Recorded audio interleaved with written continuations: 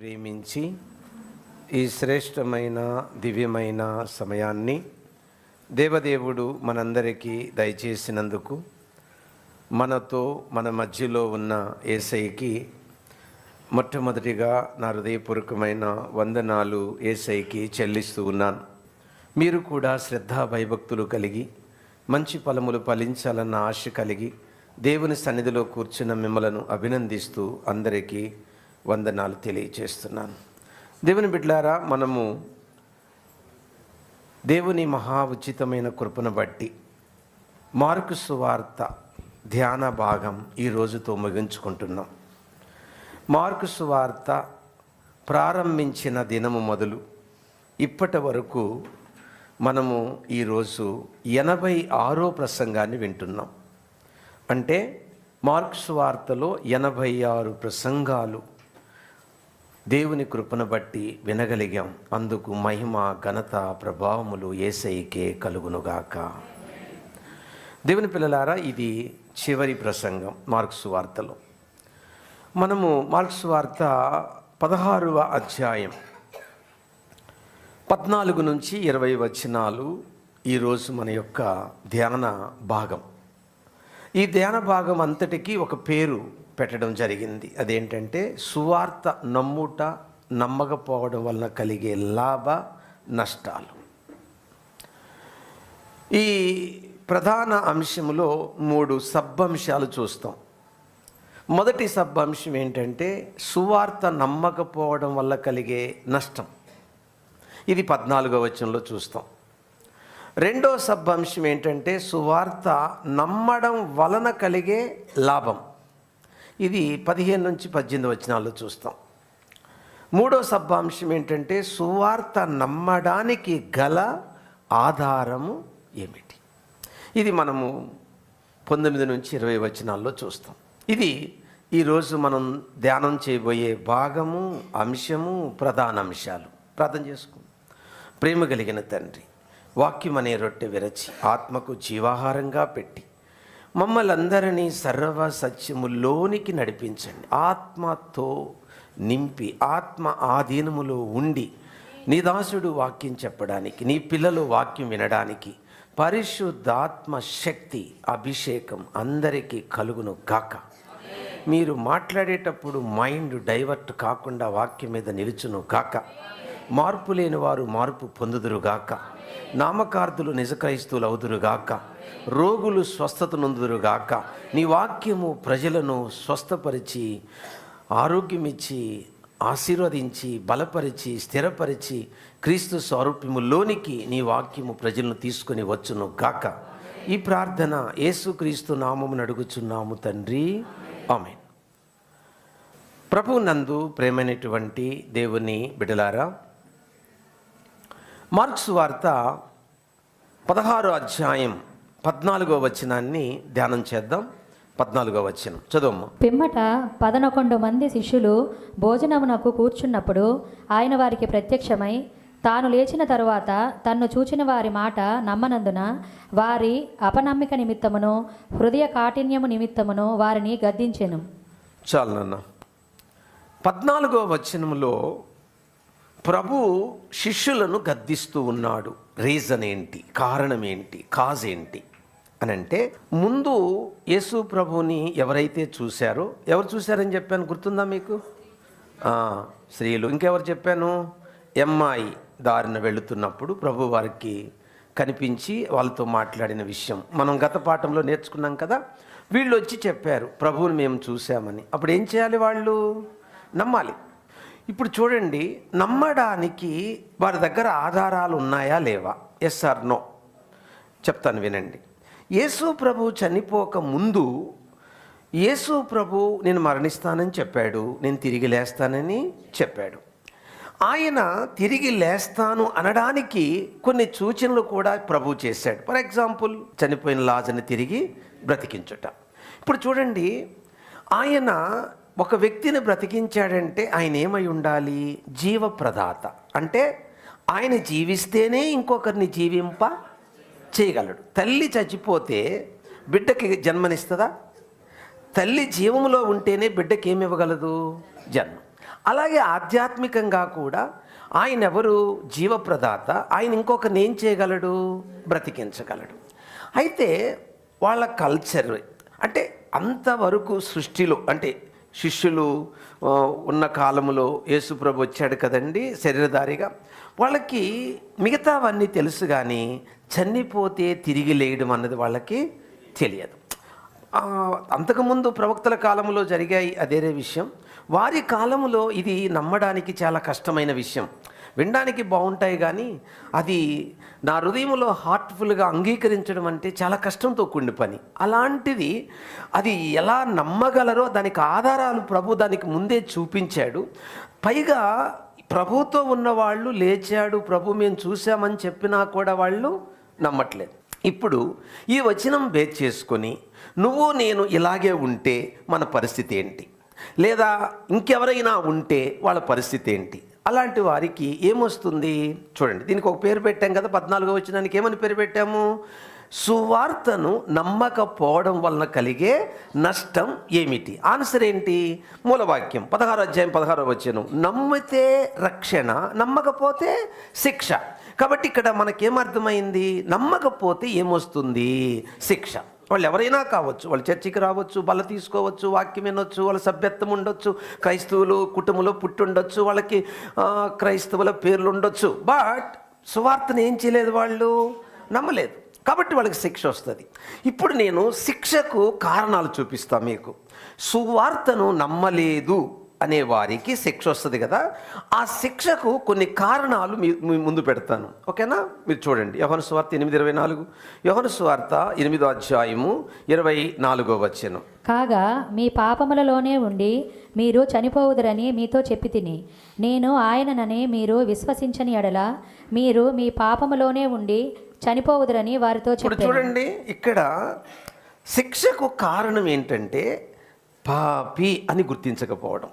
Simple, ఆ point గుర్తుపెట్టుకోండి. శిక్షకు కారణం నేను పాపి అని గుర్తించకపోవడం. సువార్తలో ఉన్న ప్రత్యేకత ఏంటో చెప్తాను, వినండి. ముందు సువార్త అంటే వినండి ఏంటో.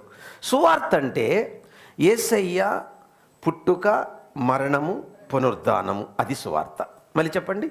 సువార్త అంటే యేసయ్య పుట్టుక, మరణము, పునరుద్ధానం. దీనికి రెఫరెన్స్ కొరింథీయులకు రాసిన మొదటి పత్రిక 15వ అధ్యాయము 1-5 వచనాలు. ఇంకా చదవద్దు, జస్ట్ వినండి. సువార్త, సువార్త పని ఏంటంటే నేను పాపిని అని గుర్తు చేస్తుంది, లేక తెలియచేస్తుంది, లేక చూపిస్తుంది, లేక మనసును వెలిగిస్తుంది.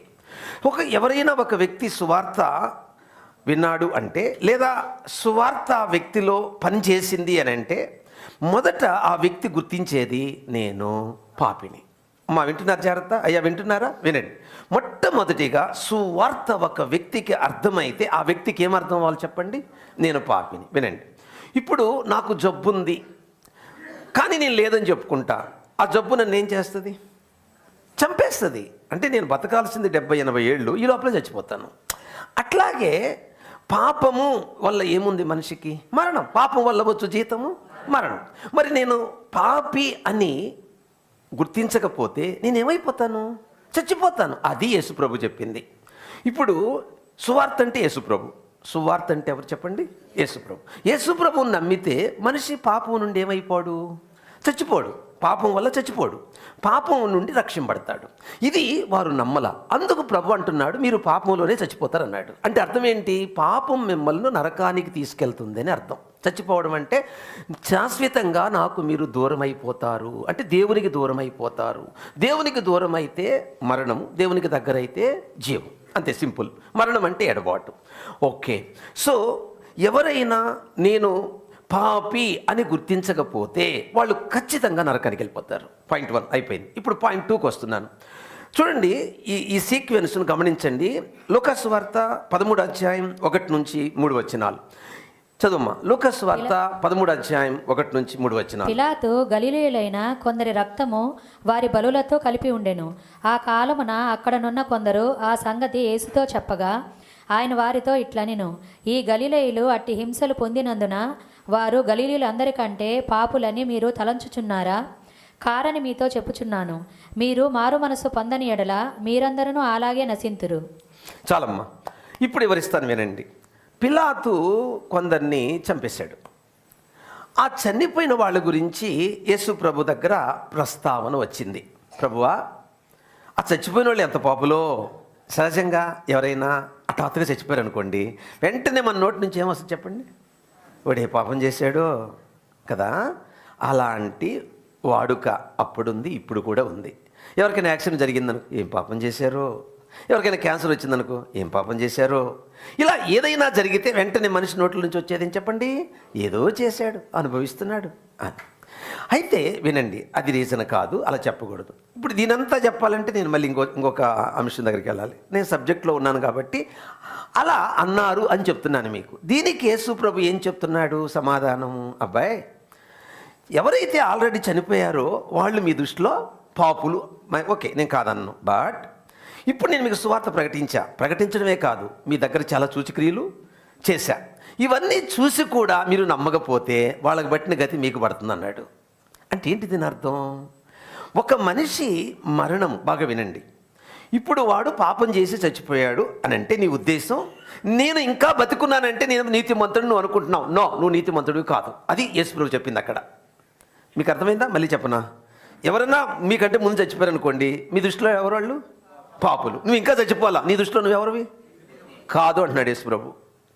కాబట్టి ఇక్కడ ఏం చెప్తున్నాడు యేసు ప్రభు వాళ్ళకంటే, ఒకటి పాపని గుర్తించాల, అదొక గుంపు అయిపోయింది. ఇప్పుడు రెండో గుంపు ఎవరంటే వీళ్ళకి పాపని తెలుసు కానీ పాపం నుంచి బయటికి రారు.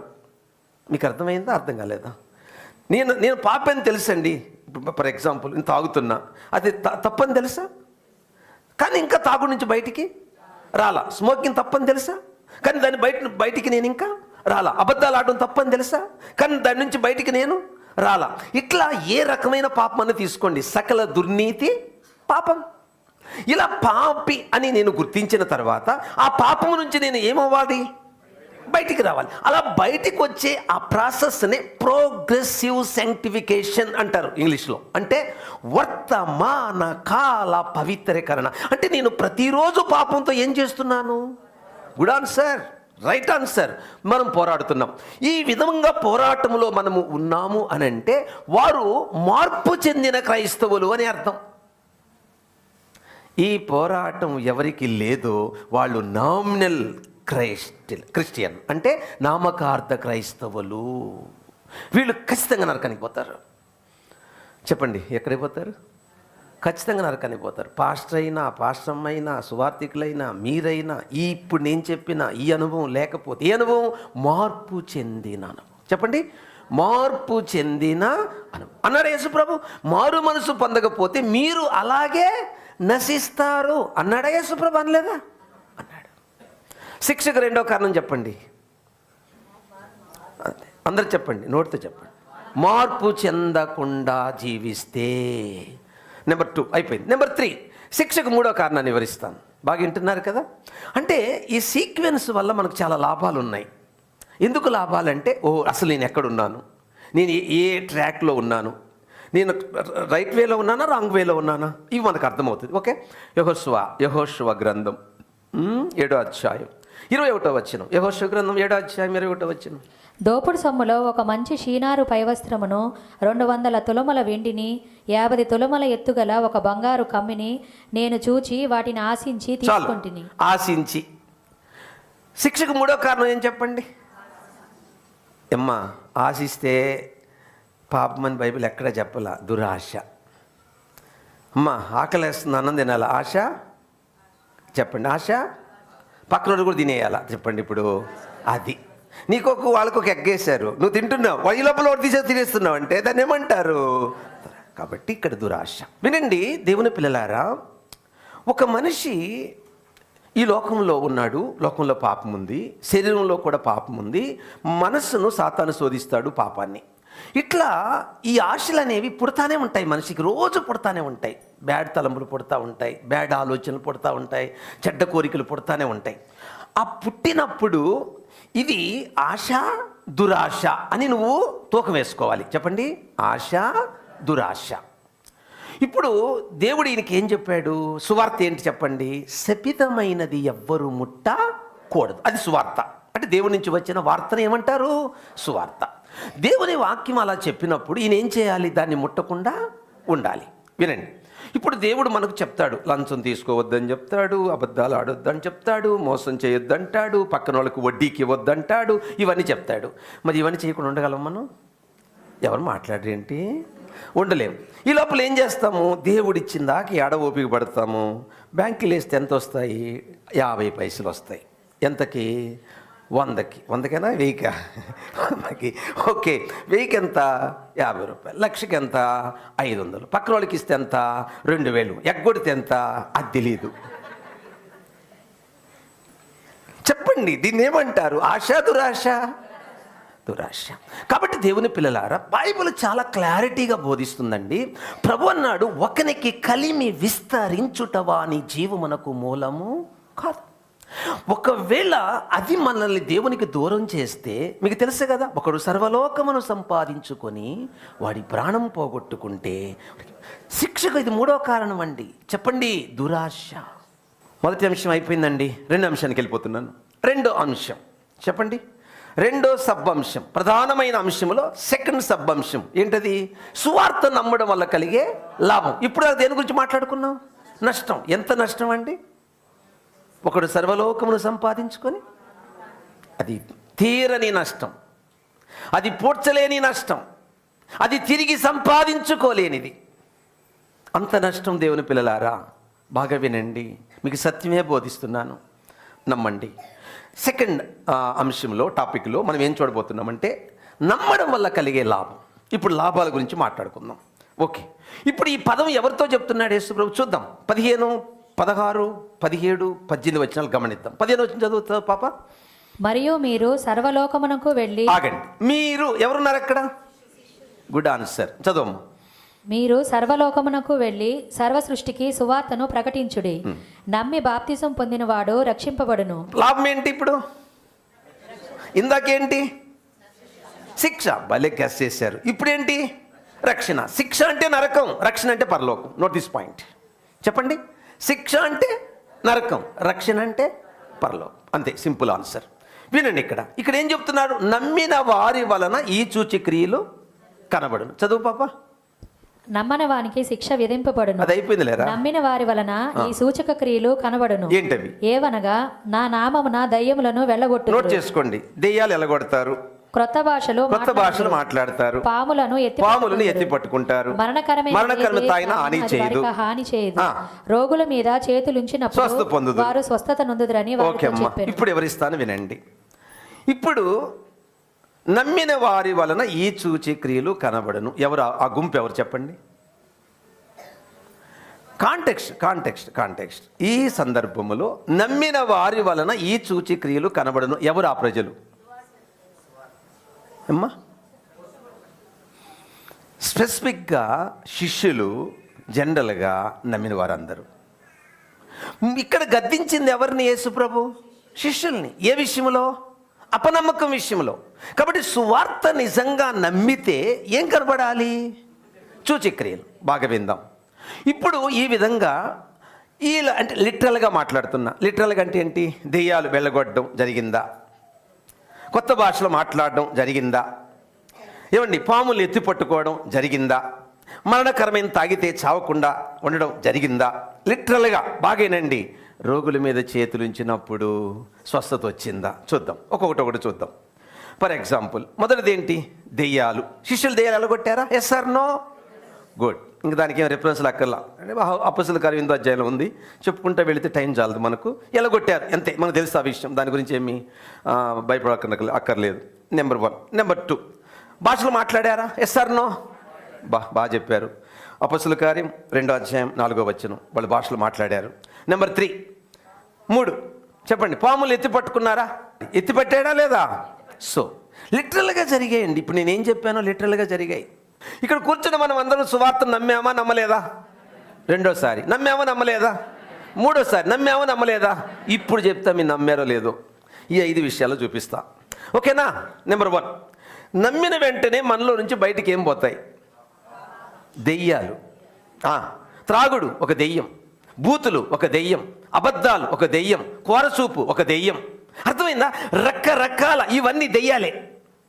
పాస్టర్ గారు మరి మీరు ఘోరంగా చెప్తారేంటి? ఎస్, బైబిల్ అలా చెప్తుంది. మరి మత్తయి సువార్త 12వ అధ్యాయం 43వ వచనం, ఒక మనిషిని అపవిత్ర ఆత్మ విడిచి వెళ్ళిపోయిన తరువాత ఏమండి, ఆ ఇల్లు ఊడ్చి అమర్చి ఉండుట చూసి అవి తమ కంటే చెడ్డవైన 7 అంటే సంపూర్ణం, అంతే. ఇక అన్నీ, అంతకుముందు కొన్ని వ్యసనాలు ఉన్నాయి, ఇప్పుడు అన్నీ వచ్చేసినాయి. అర్థమవుతుందా?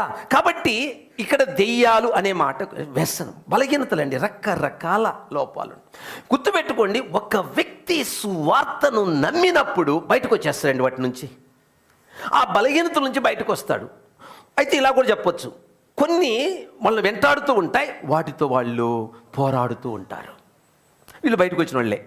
కాబట్టి దేవుని పిల్లలారా, ఇప్పటికీ ఏంటి, సువార్త నమ్మిన రోజు నుండి ఈ రోజు వరకు కంటిన్యూగా ఒకే పాపములో పోరాడుతూ కాదు, ఎంజాయ్ చేస్తూ ఉంటే నువ్వు సువార్తను నమ్మలేవు, నీకు ఖచ్చితంగా నరకం ఉంది.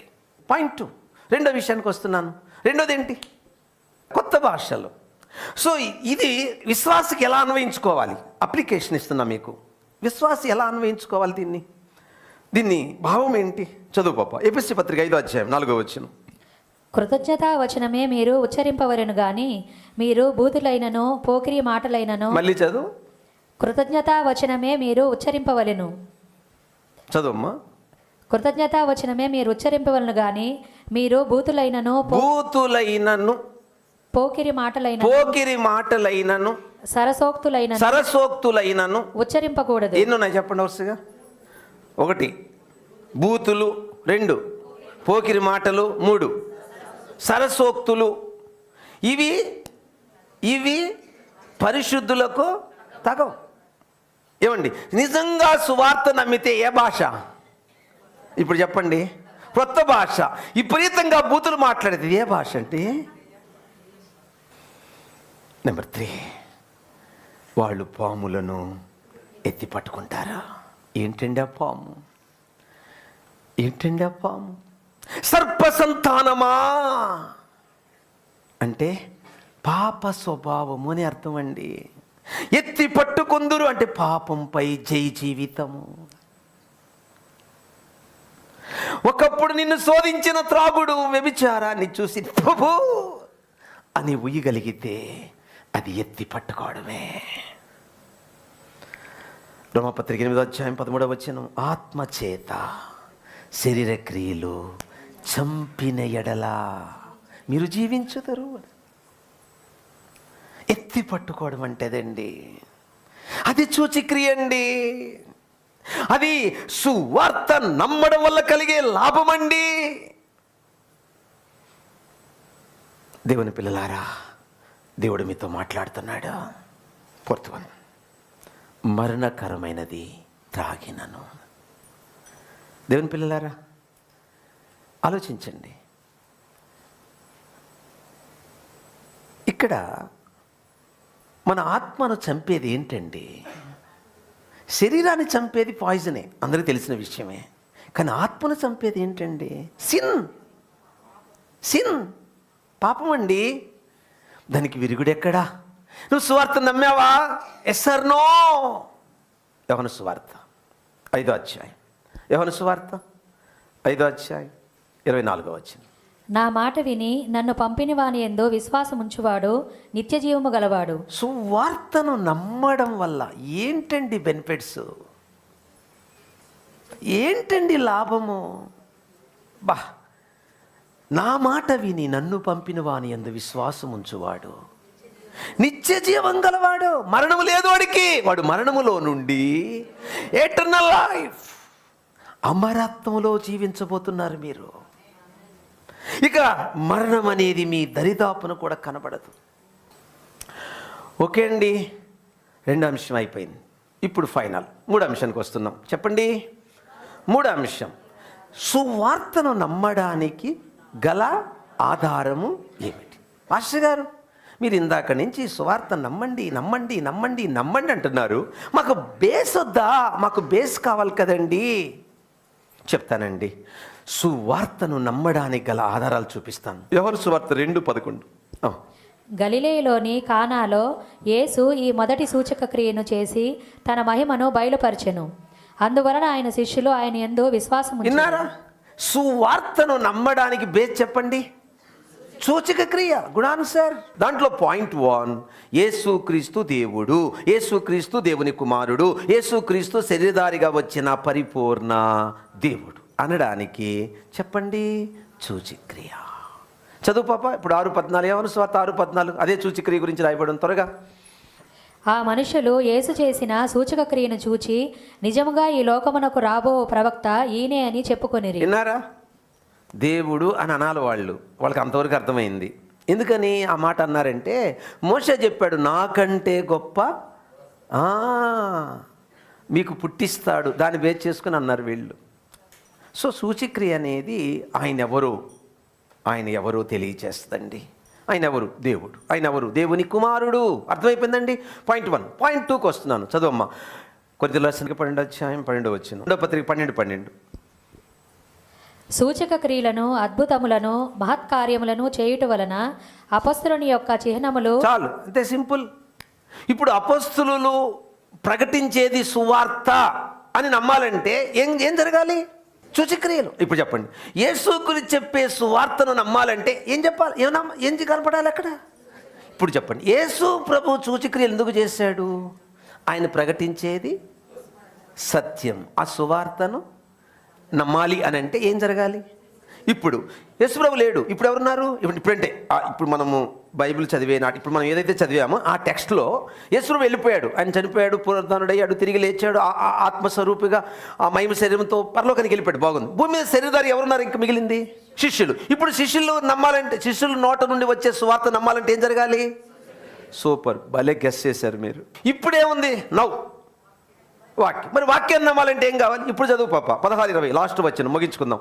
16:20 మార్క్స్ వార్త 16:20. వారు బయలుదేరి వాక్యం అంతటా ప్రకటించిరి.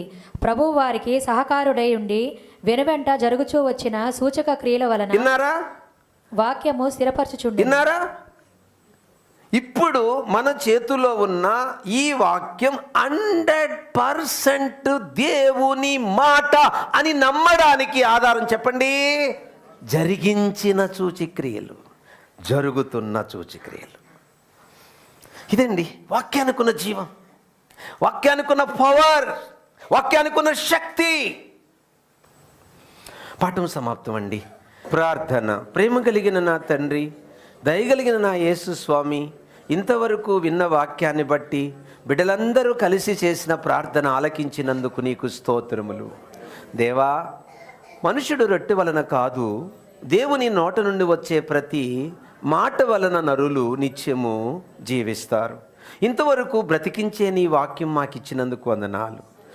స్వస్థపరిచే నీ వాక్యం మాకిచ్చినందుకు స్తోత్రాలు. బలపరిచే వాక్యం మాకిచ్చినందుకు స్తోత్రాలు. లేవనెత్తే వాక్యం మాకు ఇచ్చినందుకు స్తోత్రాలు. స్థిరపరిచే వాక్యం మాకు ఇచ్చినందుకు స్తోత్రాలు. శుద్ధి చేసే వాక్యం మాకు ఇచ్చినందుకు స్తోత్రాలు. శుద్ధి వంటి నీ వాక్యం మమ్మల్ని నలగొట్టినందుకు స్తోత్రాలు. నీళ్ళ వంటి నీ వాక్యం శుద్ధి చేసినందుకు వందనాలు. పాల వంటి నీ వాక్యం మమ్మల్ని పోషించినందుకు వందనాలు. విత్తనం వంటి నీ వాక్యం మాలో సిగిరింప చేసినందుకై స్తోత్రాలు.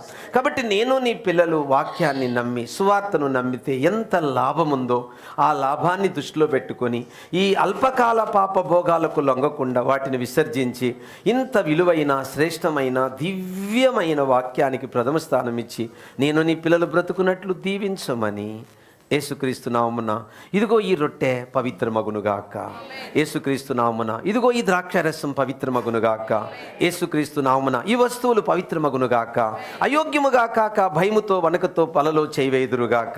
ఇంకా పవిత్రులుగా, పరిశుద్ధులుగా, నీతిమంతులుగా నేను నీ పిల్లలు సకల పరిశుద్ధులు జీసస్ మినిస్ట్రీ పిల్లలు నూతన పరచబడుదురుగాక, పరిశుద్ధపరచబడుదురుగాక. ఈ వస్తువులు పరిశుద్ధపరచబడునుగాక. రొట్టె పరిశుద్ధమగునుగాక. ద్రాక్షారసం పరిశుద్ధమగునుగాక. ఆ పాత్రలు పరిశుద్ధమగునుగాక. ఆ పరిచారకులు పరిశుద్ధమగునుగాక. ఆ తీసుకునే వాళ్ళు పరిశుద్ధమగునుగాక. నీ రక్తములో పరిశుద్ధమగునుగాక. నీ రక్తములో విమోచింపబడుదురుగాక. యేసు నామమున అడుగుచున్నాము తండ్రి.